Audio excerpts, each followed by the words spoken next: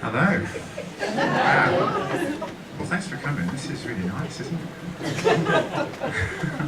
I've got smoke in my face.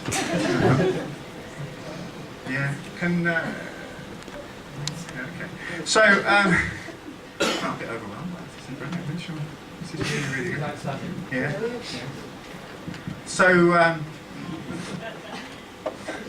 since last time we had a show, things have changed a bit. I've been out looking for new acts to do around the open mics to do our show. But a lot of things have changed since then. Like Birmingham have got a new Primark. And that changes a lot of things in comedy, you might not realise. But yeah, I think sometimes going to the open mics and going to the new Primark isn't that different from each other. Yeah, right. Like for example, like neither one of them's going to cost you very much, is it? Yeah. But that makes sense when you consider the sometimes disappointing nature of the material.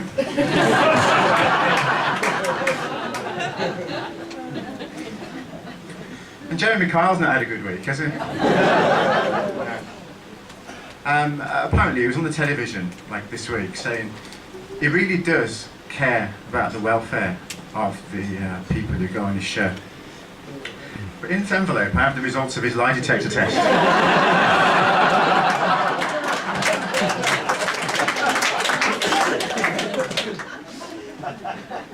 It's not good. It's not good news. Right, so what else has been happening since last time? I finally gave in and bought a tin of Spam. Maybe now they'll stop sending me all those emails.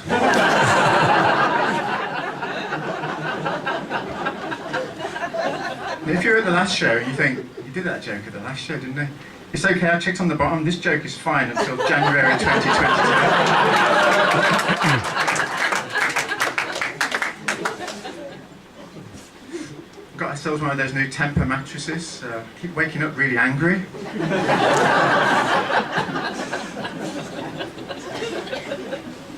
Yeah, my friend's given birth to a baby in the Bermuda Triangle.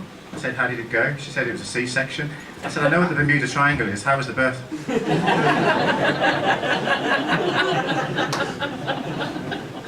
Yeah. So I used to have a whole set of jokes about the Bermuda Triangle, but I kept losing the audience in the middle of it. So, you know, sometimes you realise something and it takes you by surprise. Like I've been trying to lose a bit of weight for a while, and don't say that. Right. But I accidentally bought a shirt that was one size too big for me, and looked in the mirror. It looks like I lost 2 stone straight away. It's amazing. I'm going to give it a week, then I'm going to buy the next size up again. They say that losing weight's all about, you know, changing the way you think about things. Just start thinking like somebody 3 stone heavy, you know, it's brilliant. But I realised something else for the first time as well. I realised that Great Britain is an ironic name. Did you know that? We're not actually that great. Did you know this? It's true. It's true. Like, it's not just that. The Great Fire of London, right, was awful. The Great Train Robbers, bastards. Grated cheese in a bag, lazy. The Greatest Showman, a con man who exploited slaves. He did that at a musical theatre cabaret night the weekend. Yeah. Great tits. Sexual harassment.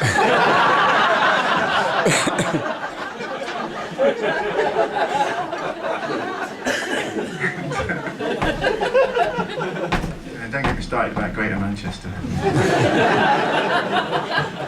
Although Great Yarmouth should have been a cliche. Yeah. But yeah,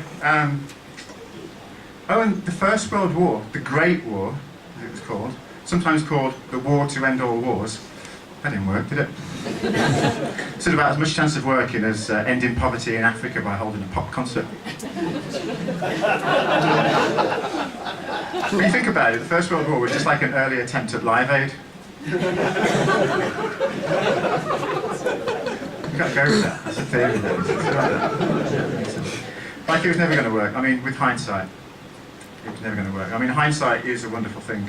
I used to think that hindsight wasn't a wonderful thing, but now looking back, I can see hindsight is a wonderful thing. But it's like a proverb, isn't it? But I think proverbs are cliches. They have a purpose, which is to make stupid people sound clever, isn't it? Which is why they're ideally suited for sports commentators. I think proverbs are for winning arguments with kids. Like I remember, like when I was young, my dad said to me, he said, clean your room. I said, no, I'll do tomorrow. He said, never put off until tomorrow what you can do today. So I did it. But then at Christmas, on Christmas Eve, I remember saying, can I open some of my presents, Dad, today? He said, no. I said, Dad, never put off until tomorrow what you can do today. But it's okay, because when now I'm older, I know that you can win any argument that you like really easily. All you have to do is say, my point exactly. Whatever anyone says, right? You just say, exactly my point. You can change the order of the words around. So if someone's saying to you, I don't think that The Greatest Showman really was a con man who exploited slaves, just say, my point exactly. And like, if someone says to you, what do you mean you can't win any argument just by saying my point exactly? And you say, my point exactly. So yeah, that really works. But kids are easy to fool anyway. I saw one of these. It's called a shatterproof ruler. You remember these? Now the word shatterproof to a kid, that's not a reassuring bit of information. That's a dare, isn't it? We know what the company's thinking. I actually found like a non-shatterproof ruler in a shop the other day. Obviously I bought it. I thought if I don't, someone else will snap that.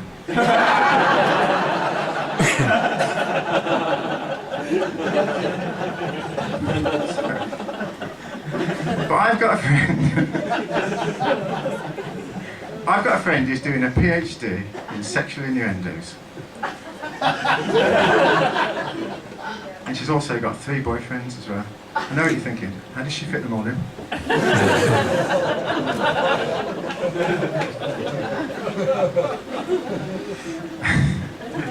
I got bought a Hawaiian shirt. I know what you're thinking. Why would anybody put ham and pineapple on a shirt? I'm thinking of starting my own Derren Brown tribute act. I know what you're thinking.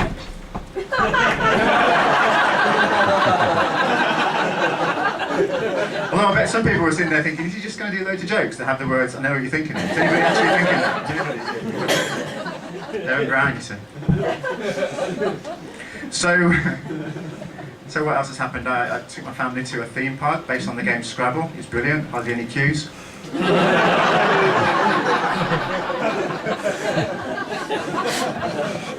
I actually cheated on my application to join the local Scrabble team. I got a friend to put in a good word for me.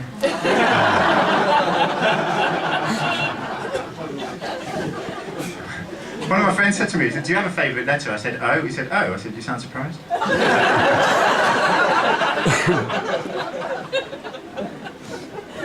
Talking of O, I've been listening to this album. It's called O by Damien Rice. You might have just got to check the right CDs in the box. So this is my O CD.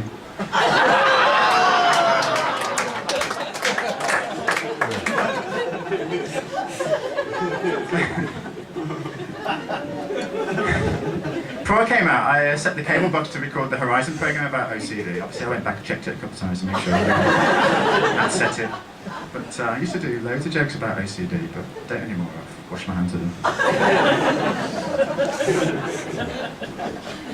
So, and I found something out as well. I found out that Lewis Carroll, who wrote Alice in Wonderland, Queen Victoria was so impressed by Alice in Wonderland that she asked that the next book he wrote be dedicated to her. What she didn't realise was that he was a mathematician who used to alternate writing books for the normal people with books for like mathematicians, and so he did We did dedicate the next book to her. It's called An Elementary Treatise on Determinants and Their Applications to Linear Simultaneous Equations and Algebraic Geometry.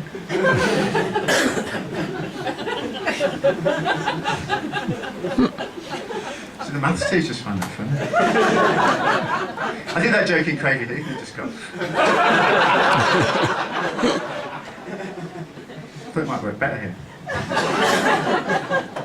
But, yeah, but they lie on the front of books, don't they?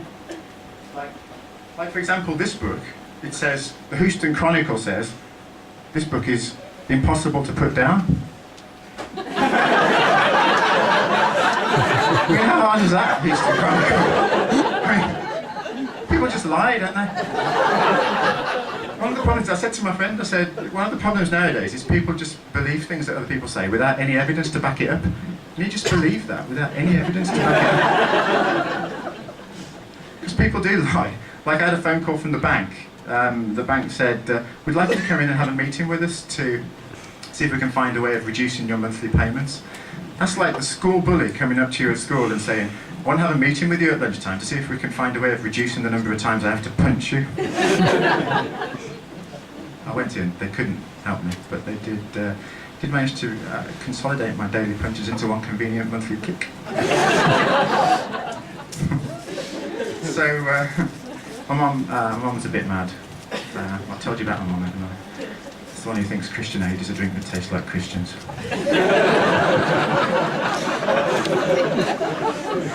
Said to me the other day, she said, I think people who think violence is still acceptable need to be dragged kicking and screaming into the 21st century.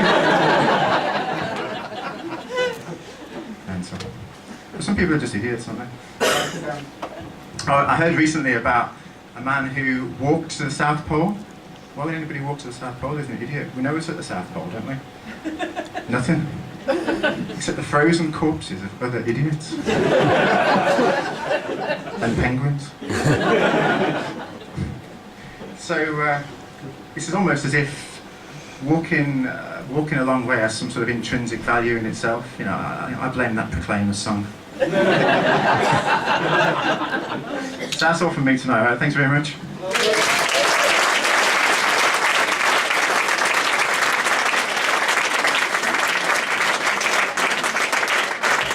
Ladies and gentlemen, I'm Matt Taylor!